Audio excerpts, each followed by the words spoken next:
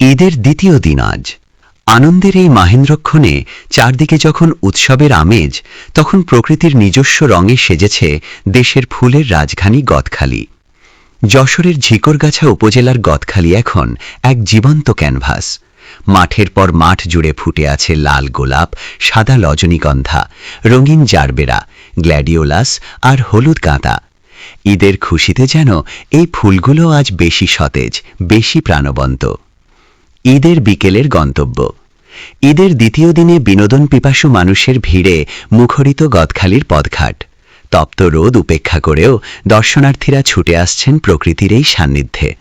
প্রিয়জনের চুলে একটি টাটকা ফুল গুজে দেওয়া কিংবা ফুলের বাগানে দাঁড়িয়ে একটি স্মৃতিময় ছবি তোলা, এ যেন ঈদের আনন্দের এক পূর্ণতা। ফুলের সৌরভ ও উৎসবের আমেজ। বাতাসে ভাসছে হরেক রকমের ফুলের মিশ্র সুবাস। এই সুবাস যেন ঈদের খুশিকে আরও বাড়িয়ে দিচ্ছে। গদখালির প্রতিটি বাঁক আজ পর্যটকদের পদচারণায় মুখর। কেউ এসেছেন পরিবার নিয়ে, কেউ বা বন্ধুদের সাথে এই ফুলের স্বর্গরাজ্য দেখতে।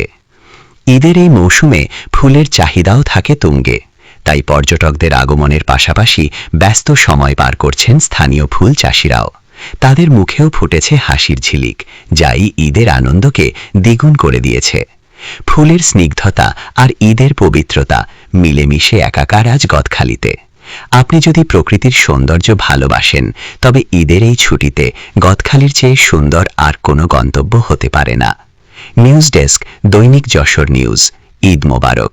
আপনার ঈদ কাটুক ফুলের মতো সুন্দর।